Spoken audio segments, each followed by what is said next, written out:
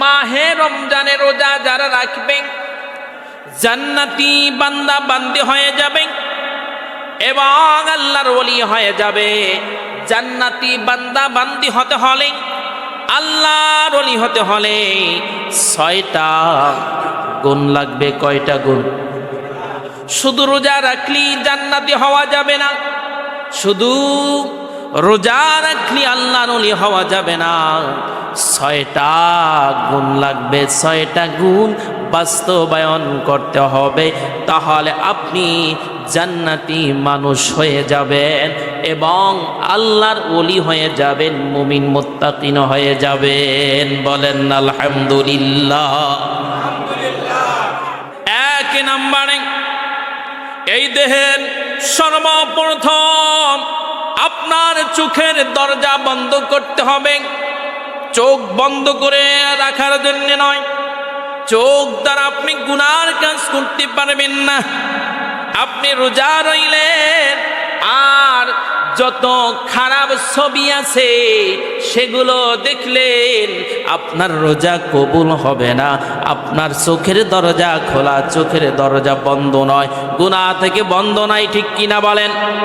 এক নাম্বার, যদি আপনি রোজা রাখেন, রোজা রাখলি মুমিন হবেন না, জান্নাতি হবেন না, ওলিউল্লাহ হবেন না।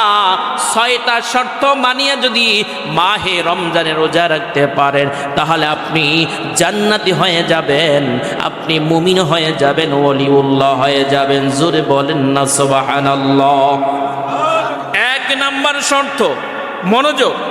এক নম্বরে চোখটাকে হেফাজত করতে হবে, চোখকে হেফাজত করতে হবে। রোজা রাখব, চোখকে সকল গুনাহ থেকে নিয়ন্ত্রণ রাখব। চোখকে বলবো আমি রোজা রেখেছি, আমি গুনাহ করব না, চোখ দ্বারা কোনো খারাপ কিছু দেখব না। কয় নাম্বার শর্ত? জোরে বলেন। সেই বাবা বলেন না, কয় নাম্বার শর্ত? এক নাম্বার শর্ত রোজা রাখার পরে প্রথম 1 নম্বর শর্ত হলো চোখকে নিয়ন্ত্রণ করা। 2 নম্বর হলো কান নিয়ন্ত্রণ করা। কি নিয়ন্ত্রণ করা? শুধু উপবাস রাখাই, পেটকে কষ্ট দেওয়াই রোজা নয়, শরীরের প্রত্যেকটা অঙ্গ রোজা রয়েছে। 2 নম্বর হলো কান নিয়ন্ত্রণ করা। এই কান দ্বারা কোনো খারাপ কিছু শুনবো না, ভালো কিছু শুনবো। এই কান দ্বারা কোরআন সুন্নাহর কথা শুনবো, গুনার কোনো কথা শুনবো না। তাহলে আমি আমার কানকে নিয়ন্ত্রণ করলাম। 3 নম্বর শর্ত, মুখ নিয়ন্ত্রণ করব। কি নিয়ন্ত্রণ করব? একটু জোরে বলেন না। মুখ নিয়ন্ত্রণ করব, মুখ নিয়ন্ত্রণ করব। 3 নম্বর শর্ত হলো আপনি রোজা রাখার পরে মুখকে নিয়ন্ত্রণ করবেন, মুখ দ্বারা কোনো গুনার কাজ করবেন না। 4 নম্বর শর্ত হলো অঙ্গ নিয়ন্ত্রণ করবেন। নিজের অঙ্গ প্রত্যঙ্গ যেগুলো রয়েছে এইগুলো দ্বারা কোনো গুনার কাজ করাবো না, হেফাজত করব। আমার দয়াল নবীজি, মায়ার নবীজি বলেন, যেই ব্যক্তি তার জবান এবং হাত এবং তার 2 চওয়ালের লজ্জা স্থানের অঙ্গ হেফাজত করবে, আমি নবীজি সাল্লাল্লাহু আলাইহি ওয়াসাল্লাম সাক্ষী দিয়া দিলাম, ওই উম্মতকে জান্নাতে না নিয়া আমি নবীজি জান্নাতে প্রবেশ করব না। আসুন এমন 4 নম্বর গেল অঙ্গ নিয়ন্ত্রণ করব। 5 নম্বর হলো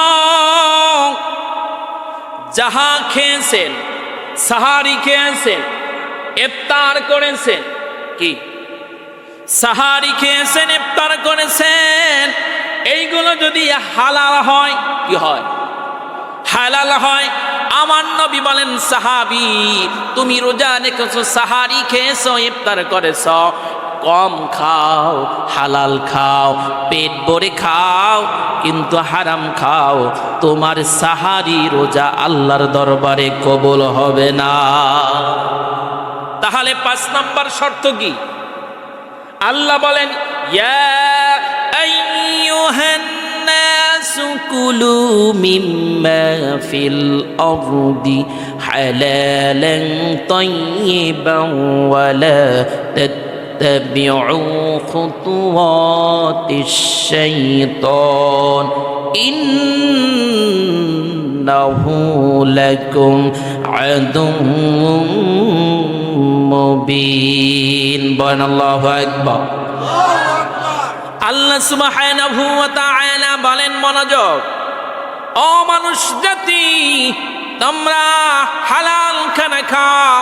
5 নম্বর শর্ত হলো রোজা রাখলেন কিন্তু হালাল সাহারি খাইলেন না, হালাল ইফতারি করলেন না।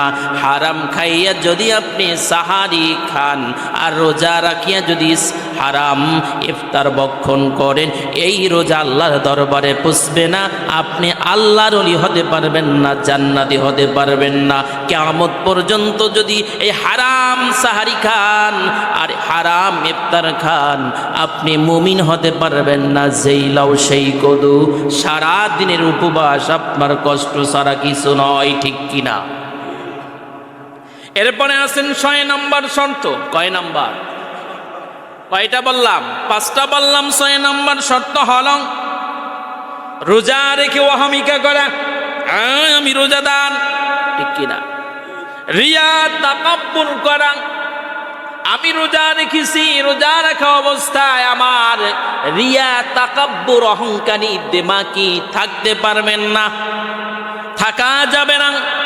আমার নবীজি বলেন ওই ব্যক্তির রোজা হয়ে যাবে আর রোজার শেষে ওই ব্যক্তি মুমিন হবে, মুত্তাকিন হবে, আল্লাহর ওলি হবে, জান্নাত তার কপালে ধার্য হয়ে যাবে।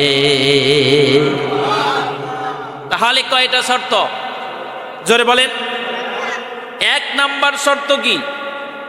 চোখ হেফাজত করবেন। 2 নম্বর শর্ত কান হেফাজত করবেন। 3 নম্বর হল জবান হেফাজত করবেন। 4 নম্বর হল অঙ্গ প্রত্যঙ্গগুলো নিয়ন্ত্রণ করবেন, গুনাহ করবেন না। 5 নম্বর হল যাহা খাইবেন হালাল খাইবেন। 6 নম্বর হল রিয়া তাকাব্বুর অহংকার দিমাকে রাখবেন না। যদি এই 6টা নিয়ম মানিয়ে যদি মাহে রমজানের রোজা রাখতে পারি, আমার নবী বলে ওই ব্যক্তি অলিউল্লাহ হয়ে যাবে, ওই ব্যক্তির জন্য জান্নাত বরাদ্দ হয়ে যাবে।